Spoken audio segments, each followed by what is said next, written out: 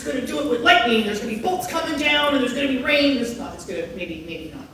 We'll see. We'll see what Grace has in mind. So our next speaker, Grace Collins, is the founder of Red Diamond Interactive, a Halifax-based hybrid game studio, and Snowbright Studio, an award-winning LGBTQ plus game studio. By the way, everybody, happy Pride Month. And in Nova Scotia, we have Pride in July, too. Sweet. Dedicated to publishing heartwarming games and books. And actually, for this choice, I actually wanted to put it the way that Grace said it, because I think I'm so excited to see how this is going to roll out. You're going to hear this. Our studio went from $0 to a sustainable 7-figure company by focusing on 2 key business concepts. So we're all excited to figure out what 1 and 2 are. Hear our story, where we went wrong at the start, of course. It's all ups and downs as we go through a roller coaster life of running devs. And how we later found success. So I'd love to welcome to the stage, please, Grace Collins.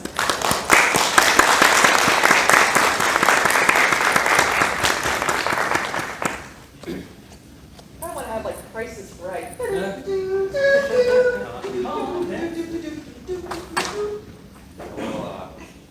I will have fallen off the stage before, so more pressure the worse it is. All right. Hey, everybody. Let me get the clock on because I want to make sure that I'm on time here. So, I'm Grace Collins. I use they, them pronouns. I'm the founder of Red Diamond, and we are a new studio to Halifax. We've been around for like a year. And I wanted to start out by saying thanks because you all have been so welcoming and so friendly and everything else like that. So I really appreciate it. Most of what I'm going to talk about today is actually all the stuff pre-Red Diamond because a lot of our Red Diamond stuff is still kind of confidential and in the works. And this is the name of the thing. From any startup to scale, how we grew beyond 1 million. It's a very fancy title, so I'm going to try and live up to it a little bit. Record scratch. I can't make the record scratch noise. Maybe some of you guys can, but whenever I do it, it sounds like whoa, whoa, and that doesn't sound like a record scratch. So I just shouted, record scratch. You're probably wondering how I got here. So you're in luck. Because I'm actually going to tell you, and it starts with me saying that I was not planning on being an entrepreneur. I was not interested in being an entrepreneur. I actually don't like the word entrepreneur either. So how did I get here? Well, I'm going to tell you my pre-founder life in about 4 minutes, or at least under 4 minutes. So move a little bit fast here. Oh, here we go. So I came from a Rust Belt town. I'm from Ohio in the United States, country kid. Just kind of emptied out over time, old steel mills, stuff like that. And I got out of town, and I went over to Chicago, where I got a job doing software development, undergraduate degree doing software development, like maybe some of you have as well. I didn't like that so much, so I went to law school in the South, down in Virginia, and I became an attorney. I didn't like that so much either. So I moved to Michigan. This is Detroit, very nice city, and in Detroit, I ended up working in IT. So maybe some of you have worked in IT as well. I did not like IT. I mean, it's fine and all that, but I felt like I was lacking meaning in some ways. And so I moved on from there and decided what could give me meaning in life, what could make me feel fulfilled. And I decided that that was serving my country as a civil servant. So I went into the federal workforce. I applied to 100 jobs in the federal government. I got 2 interviews. The first one was to track nuclear missiles through complex databases. I'm pretty sure I've been really good at that, but I did not get that job. I did, however, get a job creating educational games at the Smithsonian Institution, and so that's where I ended up on the National Mall. We made a number of award-winning games, including this astronomy learning game, the Smithsonian Learning Lab, the EdTech platform for the Smithsonian, which is still around today, and all kinds of stuff like that. And it was fulfilling in a lot of ways. I ended up getting promoted from there. After running a number of other interagency aspects, we founded the first federal climate change game jam, an indie arcade on the American Art Museum, and the National Maker Fair, and a bunch of other stuff. And I moved over to the U.S. Department of Education, where I worked with these guys. So that's Secretary John King. He was Secretary of Education. You may or may not know the other guy. I'm not making any cultural assumptions here. We got to do all these kinds of cool stuff at the Department of Education, working with the Secretary and working with the White House to show the impact and the power of games in different ways. I did a lot of the stuff that I was doing before, creating convenings, bringing people together, talking about agency partnerships, pushing policy, working with superintendents, working with developers, working with big companies. That last one was a little harder, but cool people, some cool people, including founding the Ed Games Expo, which is going on to this day. We got to go travel the United States. We got to participate in providing opportunities to other people. It was really fulfilling work. Then something really weird happened in Washington, D.C., and which I'm not allowed to talk about, but I'm in this picture. I'm way in the back in the little, I'm not actually in this picture, but you can probably, but I was there. And you can probably see a bunch of other people there as well. So I didn't know what to do after a certain point in our timeline, and so I left and I went back home, which again maybe is familiar to some folks from Nova Scotia. And that's the shape of Ohio, if you're not familiar with it. And it's a great state. We're obligated to say that. And I was really burnt out. I was really grumpy. And so I decided that I was going to retire. That was my plan. I was like, I did a lot of stuff and I'm kind of done now. An entrepreneur was like the farthest away from what I wanted to be at that point in time. I just wanted to be on land and live. Unfortunately, you need this thing called money. I found out it's terrible. It's a terrible racket, guys. And so I decided to go work with people that I could inspire, so I went and became a high school teacher. And I worked at an all-girls high school based in Cleveland, teaching computer science, game design, civics, and all these sorts of things. We accidentally, students and I accidentally made history again. We became the first ever esports team from an all-girls school. Got carried in a whole bunch of different newspapers and things like that. That's my team. They are so much bigger now, it's really sad. They all graduated from college. But they're still kids in my heart. And then we helped break a number of, started doing research in esports. We helped break the story with the Associated Press about gender disparities in esports scholarships and all this sort of stuff. To me, it was a continuation of our mission. It was a continuation of my mission from where we were in the White House, the trajectory that we were going, and how we can make a difference and how we can make a change in folks. So I, at the time, needed some sort of vessel for this. And so I came up with, I kid you not, it was 3 in the morning. I was on the Secretary of State's website and filed registration for this company without much thought behind it. It was a little company called Liminal Esports. Liminal because I'm trans non-binary, and esports because, well, we did a lot of esports stuff, or as our accountants like to say, the sports. So, sorry, it's a joke. We didn't really know, I didn't really know what I was getting into at that point, except that I knew that I needed a legal structure for it, and a lawyer. And we started making ed tech software. We were selling ed tech software to schools that would help them track the impact of games, because again, that's where my career was leading me at that point. And we got kind of far, this is me talking at the World Bank, and all kinds of stuff, and we were making lots of partnerships and we were moving along. This picture was actually taken in February of 2020, which was a great month, guys. It was a fantastic month. And standing there at the World Bank in New York City in February of 2020, I was like, nothing's going to slow us down now. What? Do you know something I don't? Yes, sorry. We don't know what happened in 2020. Yeah, okay, cool. So, now my post-founder life, and I promise to commit this one in under 180 minutes. I'm going to tell you a little bit about Snowbright Studio, but I'm going to switch over to kind of like what actually matters here, because if you're going to take something away from this, I want you to take 2 things away. These 2 things, I guarantee you, will create a successful game studio. I mean, there's lots of other stuff too, but you need at least these 2 things for a successful game studio. If you're wondering, I am actually serious about this. This is not a joke, and I am definitely going to tell you what these things are. I'm not going to string it out or anything else like that. So, you ready? Okay. Cool. I'm not kidding. I'm going to tell you. All right. So, number 1, you need a problem, and number 2, you need a big blue ocean. It took me 5 years to figure this out. Maybe it's really obvious to everybody else, but this hopefully will save you at least 5 years if you're thinking about going down this path as well. So we'll talk about each of those in particular. A problem. If you're not solving a problem, people don't need your game.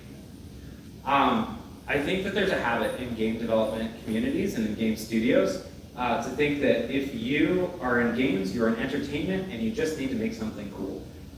And at least from my experience, and your experiences may be different, unfortunately, I think we have to go over to startup land, and we have to think more like startup companies. And if you go into any startup community, the very first thing that they're going to say is that you need a problem, and you need to solve the problem. Your product needs to solve that problem.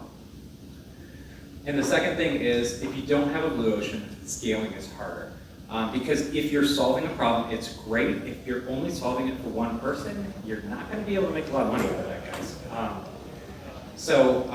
Ideally, you want blue ocean to go across so that you can scale up your problem solution and then be able to make a return on your investment there. So if you're not familiar with blue ocean, red ocean terminology, again, it's startup speak. I hate entrepreneur speak, so I apologize in advance. Also, this is not my graphic. But the simplest way to explain it is that blue ocean is there's lots of fish, lots of customers, and you're the only one fishing. A red ocean is there's not a lot of fish, or there's a lot of other people fishing, or things like that. A lot of competition, things like that. There's a little bit more to it. I'm not going to continue the fishing analogy because I can't go toe-to-toe with you. I live on a lake. But this was our first tabletop game product. Snowbright makes tabletop and digital games, primarily known for tabletop games at this point. This is Tea Time Adventures. It's a cozy mystery tabletop RPG. In it, you play as frog people, deer people, moth people, and you go about your very pleasant, non-violent village, and you solve pleasant, non-violent problems like who sabotaged the pie competition, why are my flowers growing, there's a dance-off with one of them, so it's like very high-stakes sort of stuff. Tea Time Adventures has done very well for us. It's again, what we're probably best known for on the Snowbright Studio side. You can see there's 6 books in the collection now. We're on our 4th reprint, I think, and our 2nd edition for it. So what was the problem solved here? People like playing tabletop RPGs, right? A tabletop RPG gives them a reason to get people at their home. It gives structure to social communications. People have a need to socially connect with people, and this is a framework for it. That's already been established by the market, right? Our innovation piece here is that a lot of those people thought the D&D was too violent, right? Dungeons and Dragons is the most popular de facto game, and we would hear time and again from people talking to them, I love D&D, I hate combat. I love making my character, I hate figuring out combat rounds. I love adventures and mysteries, I hate when we have to slaughter all the goblins in the cave, right? Whether that's with their kids, whether that's with their friends, it's just not the kind of person that they are. This game solved that problem. And when we see people come down the hall at a convention or talk to them online, they look and they say, that's what I was looking for. Sometimes they didn't even know it, right? But they're like, this is how I would enjoy that thing that I feel socially obligated to do. So how's the ocean on this product? It's a little small because tabletop RPGs, it's like games, tabletop RPGs, indie tabletop RPGs, and then non-violent gamers, right? So there's only so far that we can scale with something like this. But we do have an early mover advantage. We were one of the first kind of like big, cozy RPGs in that sense. There's more of them now, which is great. As you probably all know from the digital side, cozy games continue to kind of increase. So that's the problem, and that was our ocean analysis for that one.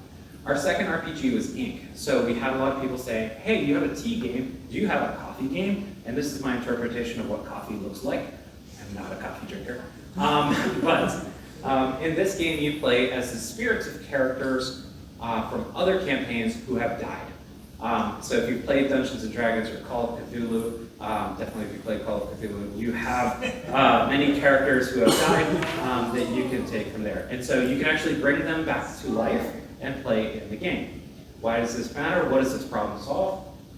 People want to keep playing their characters after they die. They put all of this time into it. They develop emotions with it. It is amazing to feel, it's an amazing feeling to see somebody come up to your booth, look at it and be like, Bartiromo, he's coming back, guys. We have to buy this now, right? Or whatever their character was. And so we've had all kinds of innovation there and all kinds of interesting things happen. We've even had, I don't recommend this, but we've even had people come in. I have 5 minutes left. Oh my God. All right, that's fine. That's cool.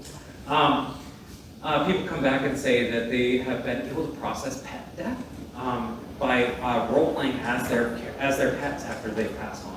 All kinds of interesting things. So how's the ocean on this? it's a little small because again, you're going games, tabletop RPGs, indie RPGs, and then people who have had characters who have died in indie RPGs there. But it's mostly blue. There's not a lot of other games going on like that. This is Cozy Companion. So this is our cozy games and fiction magazine. We've been publishing it for 3 years. It's got board games, role-playing game, reviews, recipes, fiction, crafts, all kinds of stuff in there. What does this problem solve? Unfortunately, after talking to so many Tea Time Adventures players for years and years and years, what are the two things that I hear all the time? I don't have time for tabletop RPGs, and I don't have friends who like cozy games, right? But they want to be a cozy gamer. That's part of their identity. So being a part of Cozy Gamerdom and having the time through a magazine has allowed them to do that. So how's the ocean analysis on this? It's been wide and blue because how many other people are starting print magazines in the year 2026? Thank you very much. It was our idea. If you go back and look, there used to be a ton of game magazines. They all died in 1999 and 2001. It's wild because you can go back and look at forum posts and people are like, internet's here, no more need for books. So we're going back and correcting some of that. Nostalgia. So how do you know when you get when you have those two things? Because like I said, when you have those two things, you're good, you're golden, you can go from there. You need something called PMF, or product market fit. How do you, this kind of just moves the goalposts. How do you know that you have product market fit? Well, is it just like a feeling in your gut? Does an angel come and like tell you or something like that? I have an actual like really specific way for you to know if you hit PMF. You hit PMF when your customer acquisition costs 10%. So what does that mean? If it used to take you $100 to get somebody, I'm just making that simple here. If it took $100 to get somebody to buy your game, sign up for a demo, something else like that, when you hit product market fit, it's going to go down to $10. That's it. I know that sounds crazy, and I had to rub my eyes when I saw it the first time that we hit PMF too, but this is what happens. That's when you know. And when this happens, you're in a very powerful place, because every ad dollar that you spend is now 10 times better. You just 10x your ad budget, right? Because you can do that and hit the scales that you need to succeed. So what do? You spend. Now I know a lot of people are very worried about, in the entrepreneur space, very worried about capital access and things like that. From what I've seen, and I recognize that I have privileges and things like that, from what I have seen, when you hit product market fit, when you can show them the change in your customer acquisition costs, and you can show them that every dollar that you put into the ad lotto machine gives you $10 back from a customer purchase, capital access becomes a lot easier. So you have to find PMF.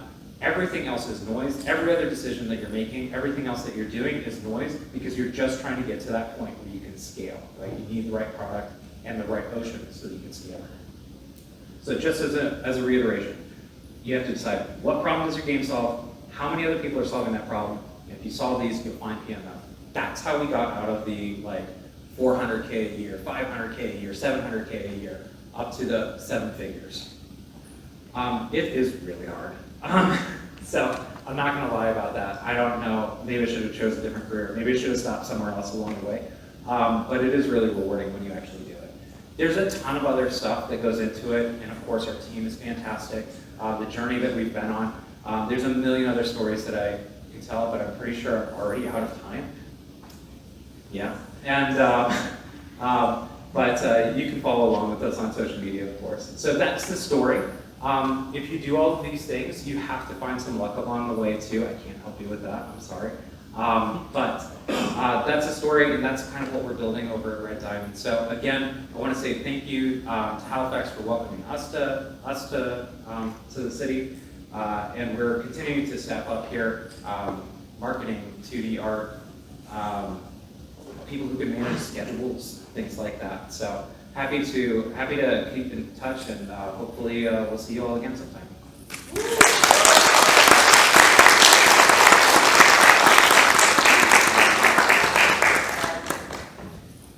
It's wicked when a moment comes together, you realize that very game, the first one, the Cozy series that you have there, I held in my hand 2 weeks ago at the deck box just up the street. So, and that's just an amazing thing here. So thank you so much. I hope you're all thinking about your oceans and how blue you can make them. We're gonna do another, guess what, 15-minute break. No surprise to anybody. For another setup, they're gonna come back with XP's very own Ryan Snowwood. So darlings, hang tight, and also please go and discuss with Grace more about all these great ideas. Thank you, darlings. See you in 15.